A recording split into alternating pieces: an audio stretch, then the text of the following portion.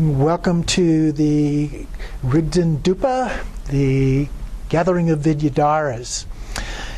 We're going to begin here at the beginning of the book, at the foreword. And we'll be going through and touching on some of the comments that are listed in here. We'll mostly be doing the introduction and the first three, which are very, very short chapters here today to get us started on this and get a little bit of background associated with this particular text and so forth.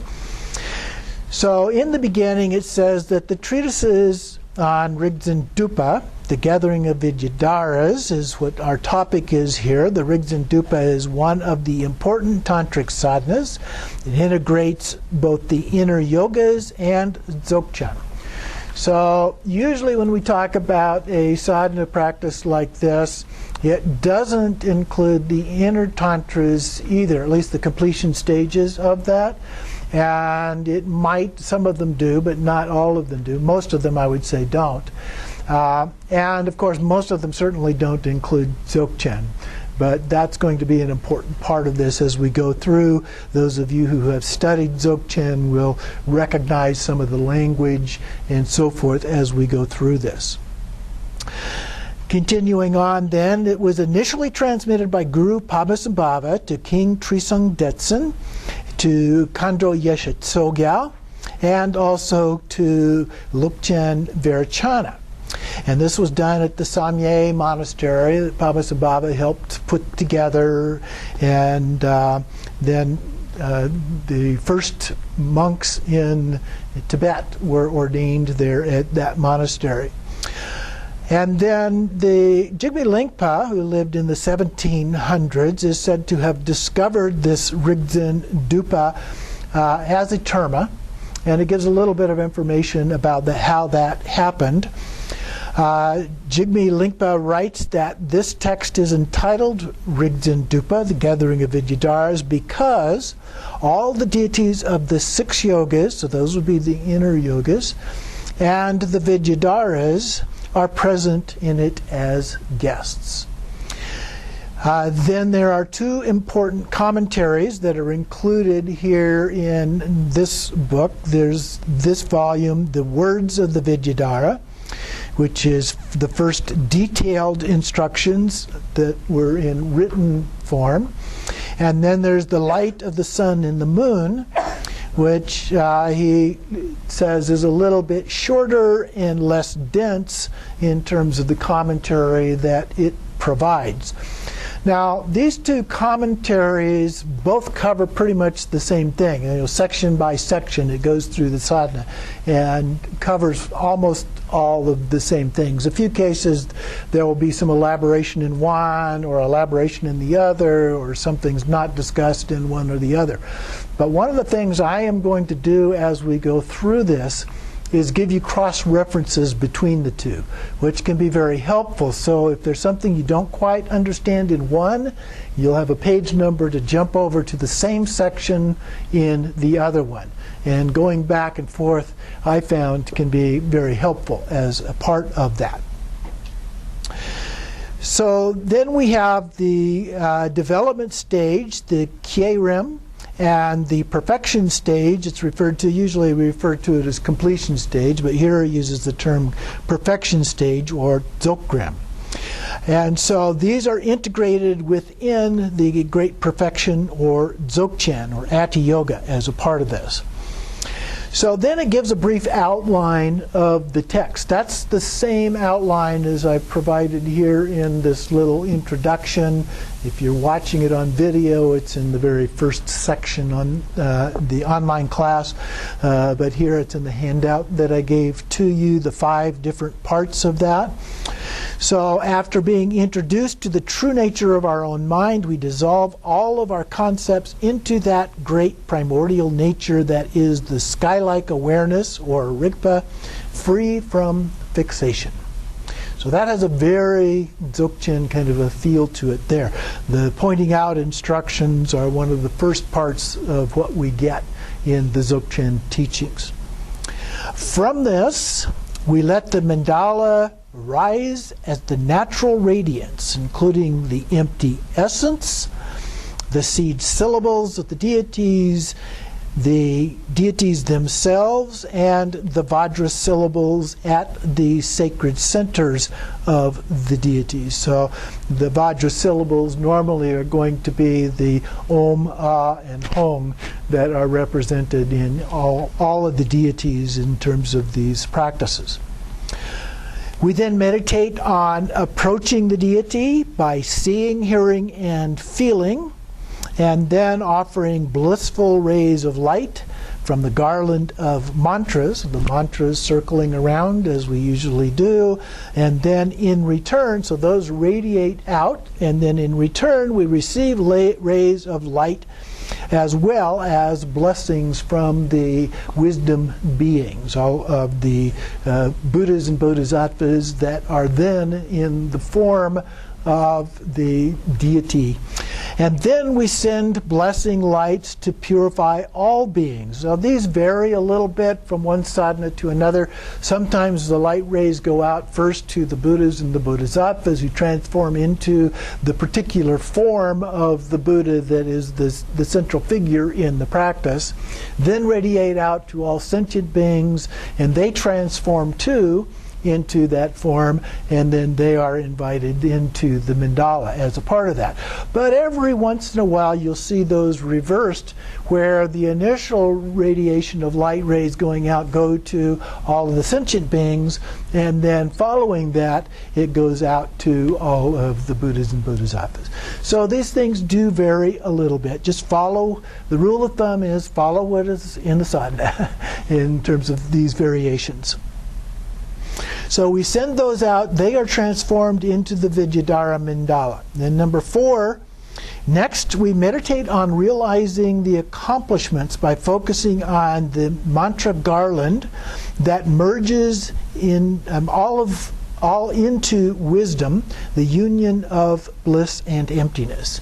And then finally we dissolve the whole mandala into the great wisdom, free from concepts, awareness, and emptiness. And then we remain in that as it is. So typically when we dissolve the visualization of the sadhana, we dissolve that into the central being. The central being gets dissolved into the seed syllable gets dissolved from the bottom up into emptiness, and that's the point at which, in most but not all sadhanas, because some don't have this, you do the meditation. Okay?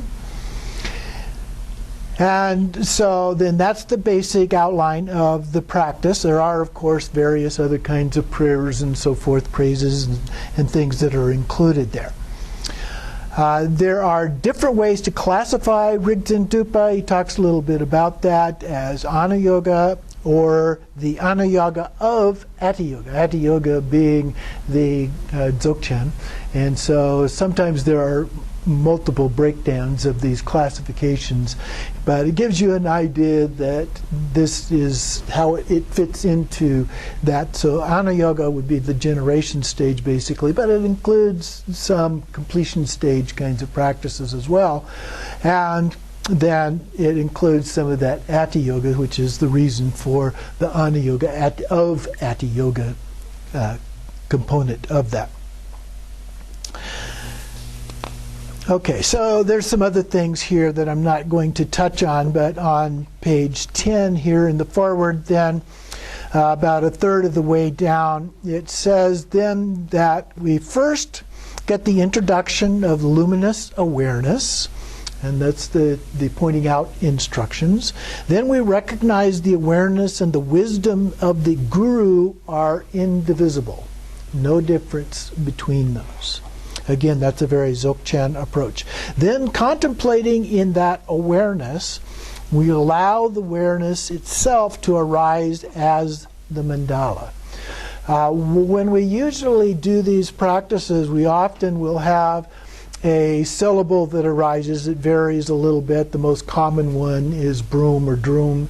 And then out of that, the emptiness appears, and out of the emptiness is one or more seed syllables appear that manifest as the seat, the lotus, the sun and moon disk, if there are both, then the seed syllable, and then they have the radiation out and so forth that we talked about just briefly. And then ultimately we realize the awareness, the true nature of mind. Then, in the stages of the sadhana, as the power, the radiance of awareness itself, that combination enables us to awaken the realization of the awareness, accomplish the two stages swiftly, and attain the union of Buddha wisdom and the Buddha bodies as the result.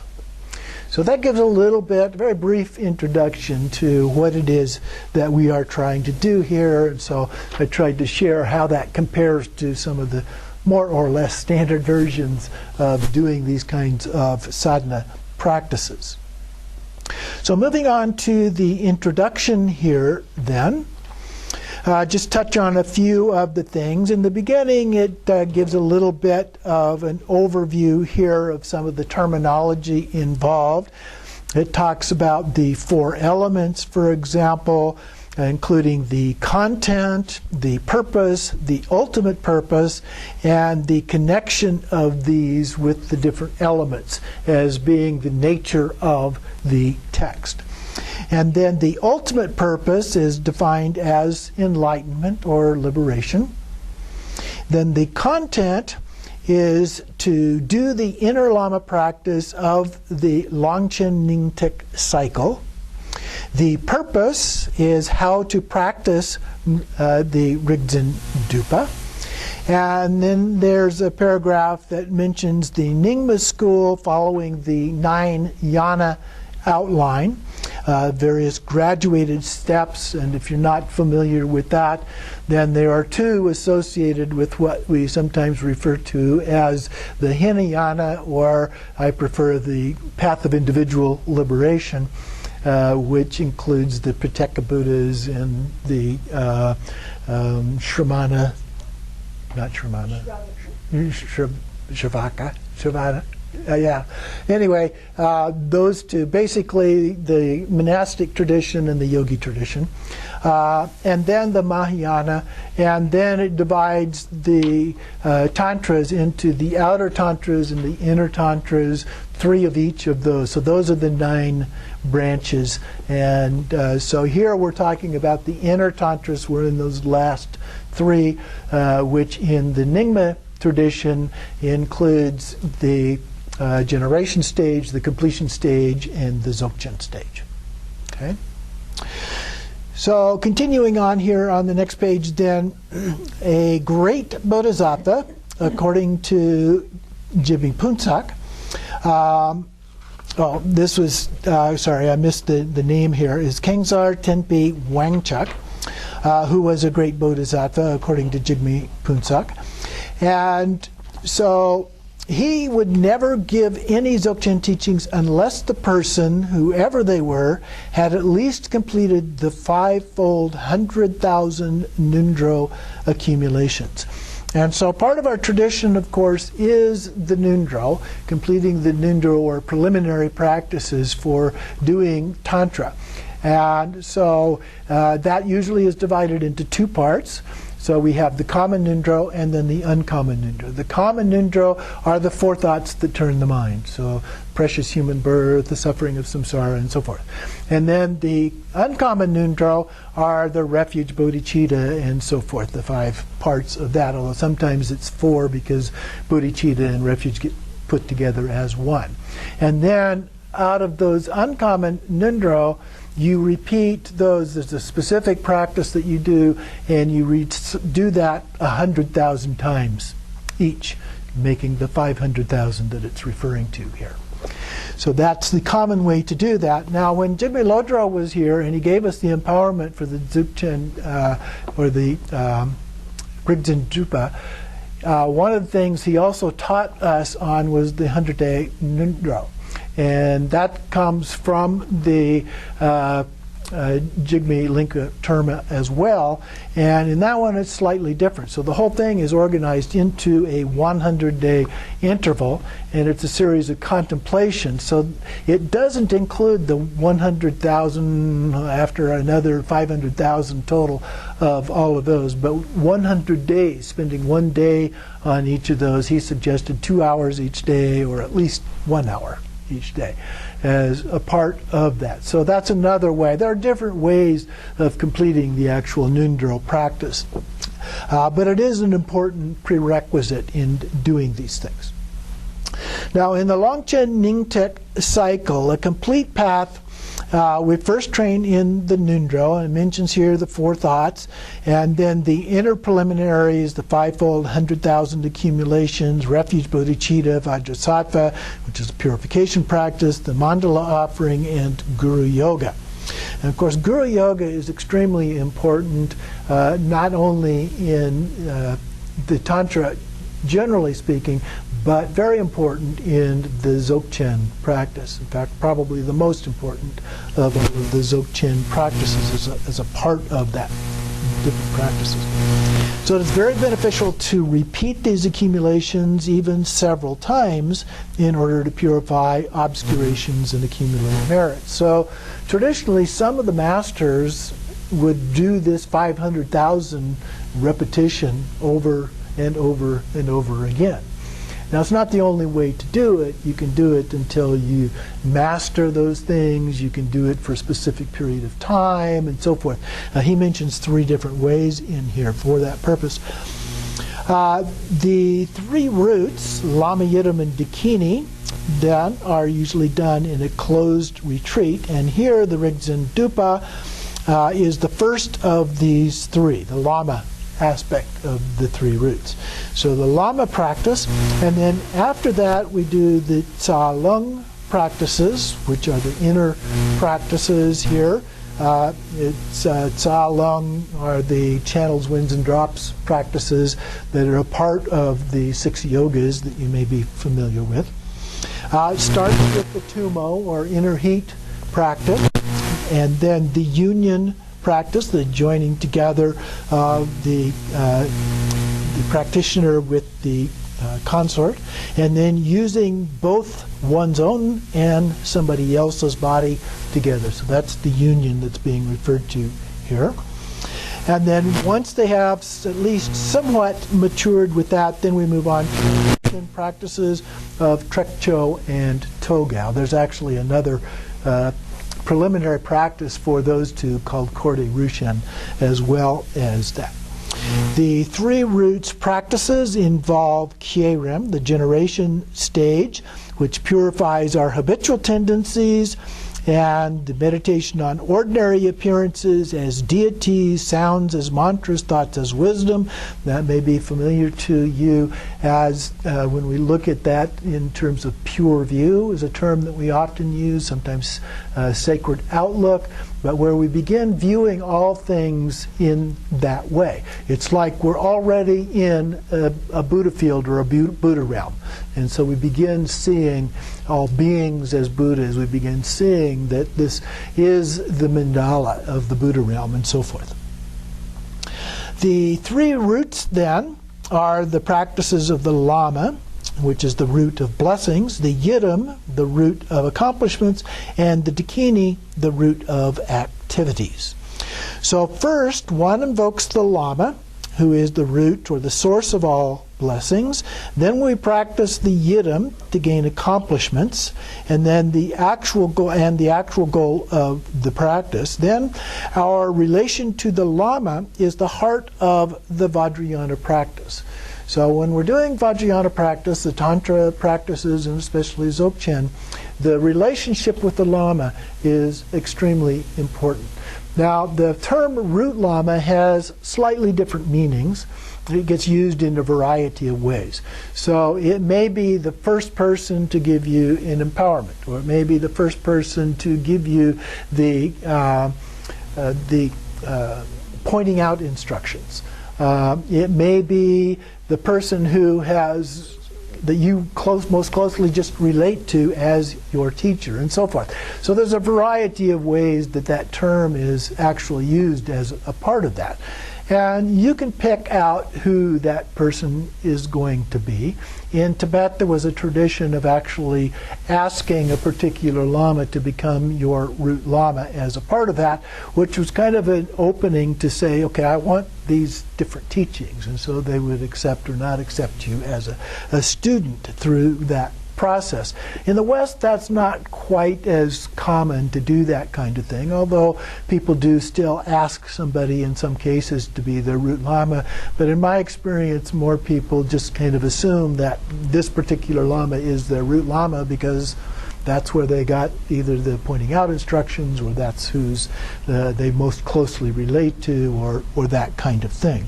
So that varies a little bit in terms of the way that we practice in the West. Then, having received the blessings, we need to accomplish the purpose, which is enlightenment. So that's what we're trying to achieve. This is a tool, if you will, for helping us to achieve enlightenment. And so for that we practice the yidam practice, to see the yidam as indivisible from the lama, which makes the practice more powerful. And we talk about that sometimes when we talk about getting an empowerment. It's best if you can visualize the lama who's giving the empowerment as the Buddha, or as that particular deity for which they're giving the empowerment. Okay? It makes it a much more powerful process. It's symbolic, if you will, but it really makes it an important kind of meaningful symbolism when you are able to do that kind of thing. So that's a very important thing to keep in mind when you receive empowerments. Then you perform the enlightened activities for sentient beings with the help of the dakinis and the Dharma protectors, or Dharma palas.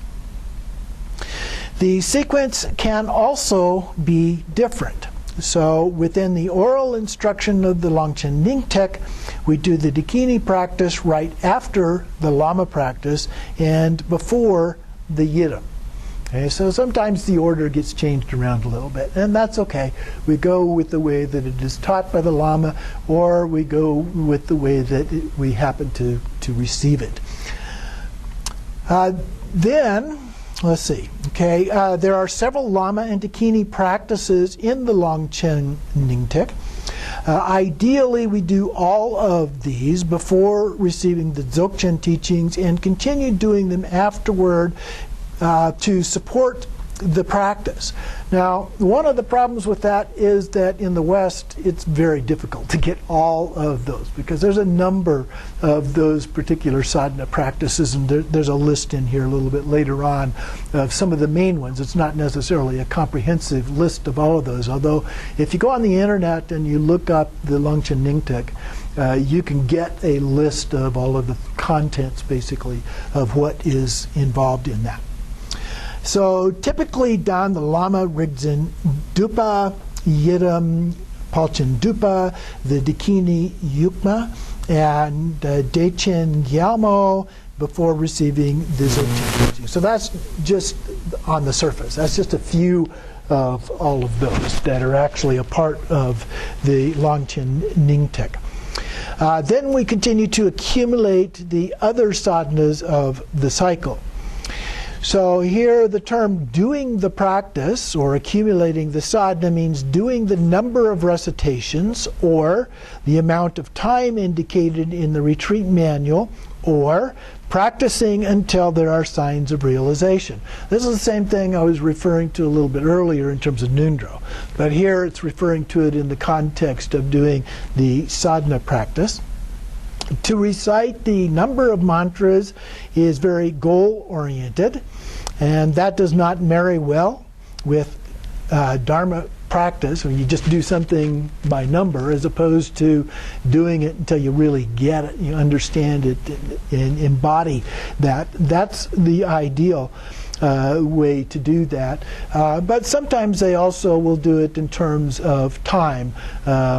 I've had people say, lamas say, well, do this for a year, or do this for a month, or something like that, which is okay, but it's not quite as good as really mastering it. Now, you may master it. Some people, especially if they've done a lot of these kind of practices, can master it very quickly. And other people, if they're just getting started, or there are confusions and difficulties that they have to iron out as they go through, are likely to take a little longer, or maybe they've just got other kinds of obscurations, because part of this is purifying those obscurations. And so those things may come up and cause difficulties in accomplishing what it is that we're trying to do with this practice. And so those can get in the way as well. Lots of different possibilities there. So he says it's not very realistic. The time and number are designed to help hurried practitioners. So you're trying to get through it in a hurry, then just follow the numbers. But probably not the best way to do it if you can. The Keirin practice then does not take practitioners all the way to enlightenment, as they must also do the Dzogchen, the completion stage here, the Tsalung practices. Some degree of Tsalung practice is advised in preparation to practicing Dzogchen. It's not something that's really emphasized in the Nyingma lineage. Usually do a little bit of the tantric sadhana type practices to prepare, but it's not something that's strongly emphasized. And the Tsalung practices are also the 6 yoga kinds of things, even though they're included. The Nyingma tradition doesn't typically talk about the 6 yogas per se, even though they actually include all of those different yogas in their teachings. So, but it's not emphasized as heavily as it is in some of the new schools, the Sarma schools. The Longchen Nyingtik sadhanas unite both the Keirin and Dzogchen together, and is referred to as Maha-ati. So the Maha would be the generation stage, and Ati the highest stage. So integrating Maha-yoga and Dzogchen as a part of that. And then he quotes Mipam Rinpoche here, where he says, the Tantra of the secret essence, that's Guhyagarbha, is the Ati of Maha, which is the same as the Maha of Ati in terms of the 3 divisions of great perfection. In this way, the secret great perfection can be explained in 3 ways. So the first one, which corresponds with the Guhyagarbha, is by revealing the indivisible development and completion as the mind and wisdom. The second one, which is compared with the Trekcho here, is pointing out how mind in essence is the nature of primordial enlightenment. And then the third one, which is the Togao practice, is showing that wisdom is the nature of enlightenment as the essence of self-display. And so that's a reference to the 4 visions of Togao. So we have this radiant display when we do sky-gazing practice. So that's what that refers to there. Just touch on a few of the other things here on this page. The next paragraph actually refers back to the things that I just talked about there.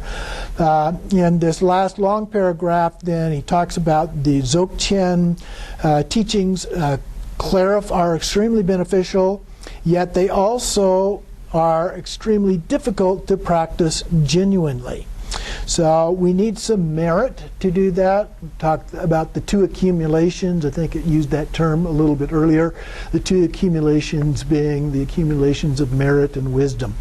And so accumulating merit we do through doing a variety of different practices.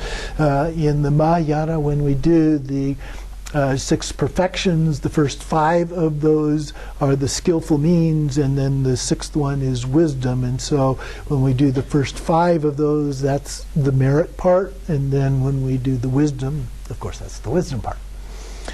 So here in the Dzogchen, you are told your mind is the Buddha. There's no difference between your mind and the Buddha. So Sri Singha gave this instruction to Guru Rinpoche. He said, your mind is the Buddha. And that was it. Guru Rinpoche was liberated. Okay? Easy.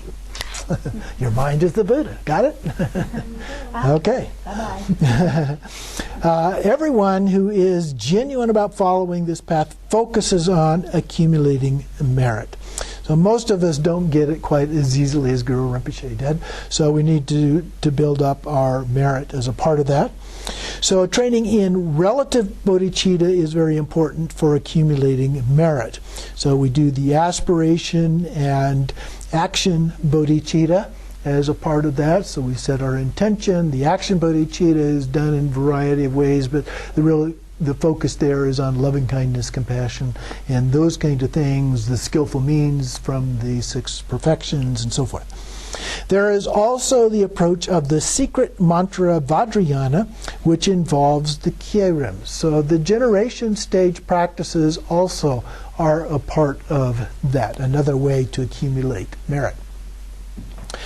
He goes on then to the Kyerim principles, which is the generation stage. What are the basic principles involved here? The principles of Kyerim apply universally. Sadhanas are guided contemplations. I think that's a nice way to think about how we use those. It is also important to meditate on the words that are being recited. Just chanting the words is not useful. Now, in the beginning, I think it's important to really focus on the words, the meaning of those things, to stop regularly, maybe a paragraph or even less than that, to make sure that you understand. And if there's a word you don't understand or you're not sure you understand, look it up.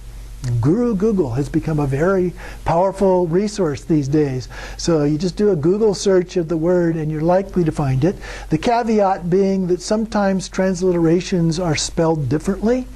But Google is actually getting pretty good at recognizing those different spellings even, and sometimes can pick those up.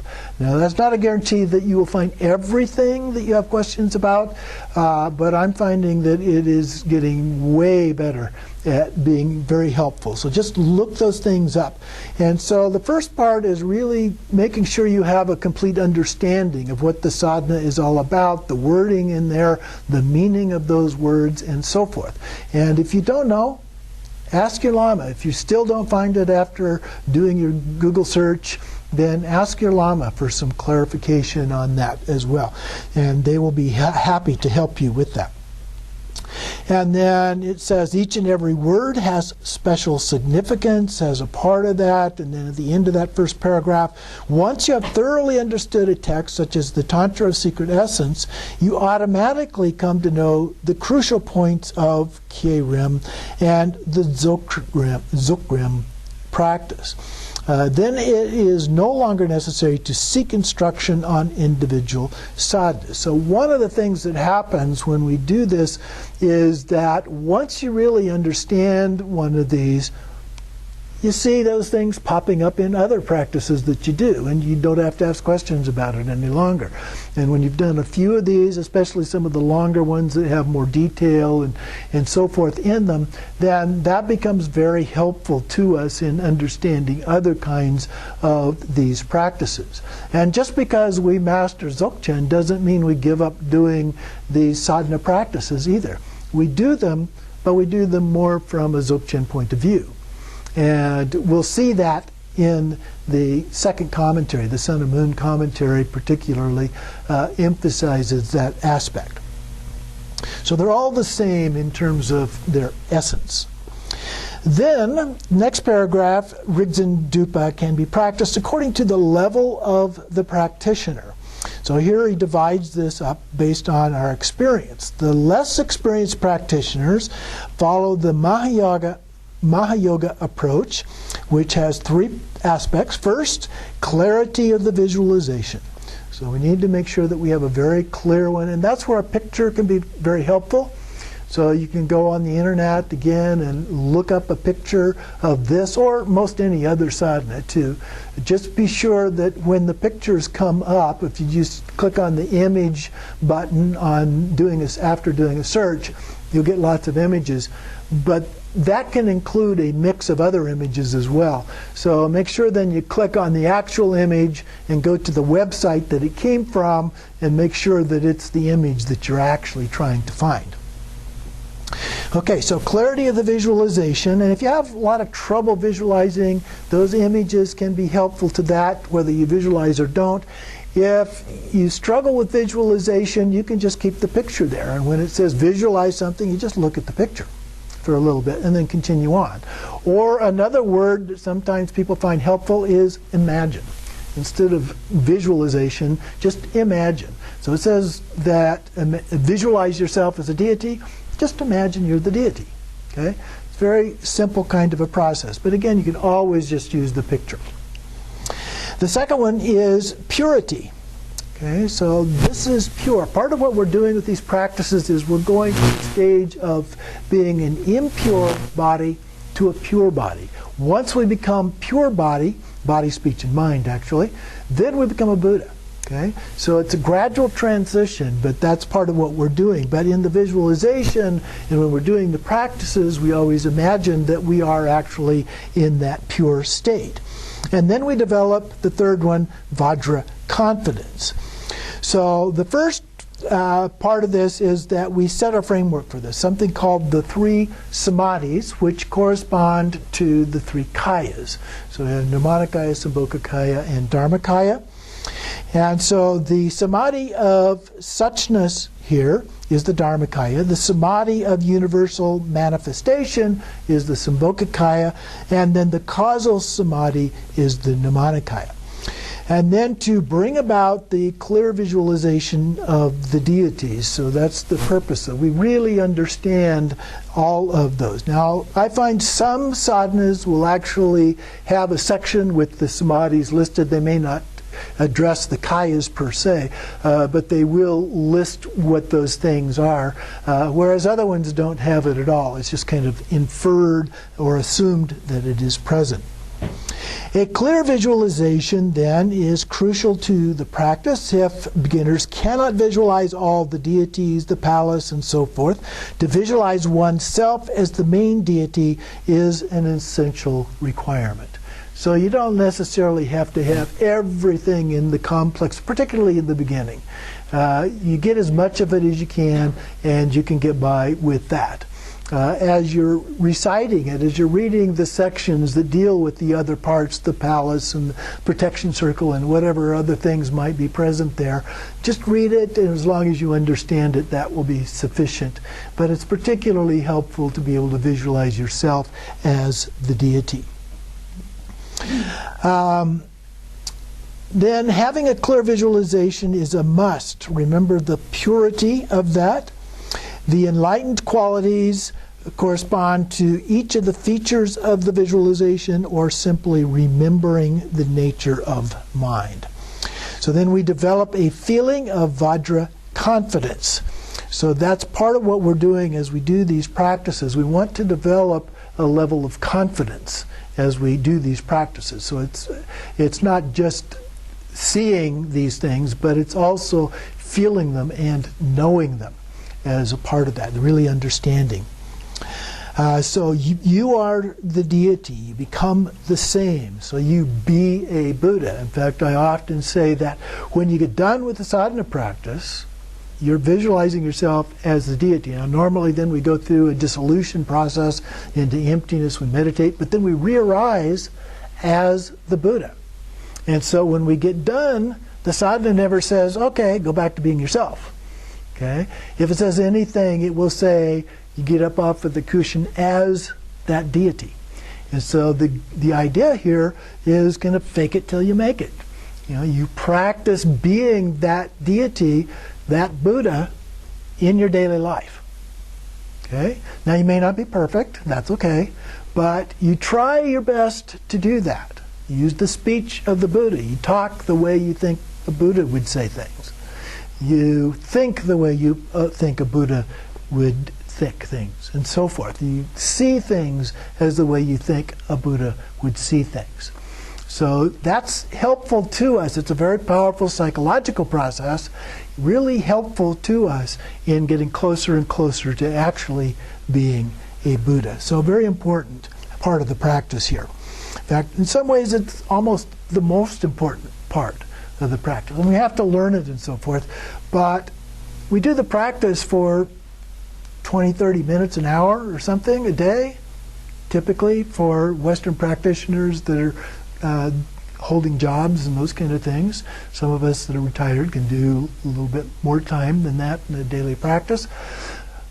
But what are we doing the rest of the day? Are we forgetting about the Dharma? Hopefully not. Hopefully we're practicing 24/7. completely, all the way around the clock. You do dream yoga at nighttime and so forth. So all of those things can be done.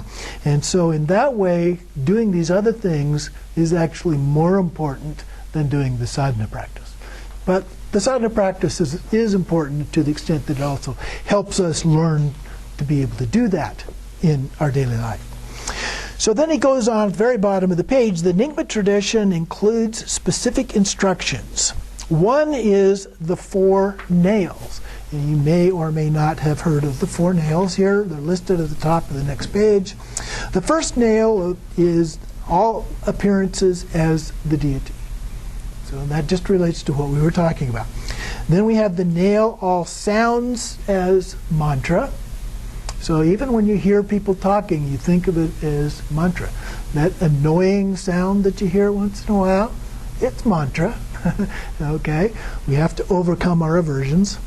And then the nail of emanation and reabsorption of the rays of light to accomplish activities. And so we'll talk a little bit more about that later. We started off with the forms that we were talking about a little bit ago, but then that continues on during the practice. And the 4th one is the nail of unchanging wisdom mind. So these are the 4 nails that should be brought to mind during each session of sadhana practice. And again, a few, in my experience, actually have that as a part of the sadhana. Most of them, in my experience at least, don't actually have them. So it's an important thing to be aware of, independent of what you encounter in practice. The next paragraph then, the perfecting, the accumulation of merit, you purify aspirations. So that's what we have accomplished there as a part of that. And then we imagine you have a precious object that is wrapped so well you cannot see it. You must first then unwrap it. So when we talk about Buddha nature, we describe it as being embodied within us, but we can't necessarily see that. Okay? So the way we discover that Buddha nature and the fact that we are, in fact, already a Buddha, is we have to unwrap it. And so doing these practices and doing the things off the cushion are a part of how we accomplish that. And then finally, seeing the object is like seeing the mind. When you see the mind, you see the Buddha. When you see the Buddha, you automatically have all the Buddha's qualities. And then there is nothing else to do. Okay, we'll take a little break there then.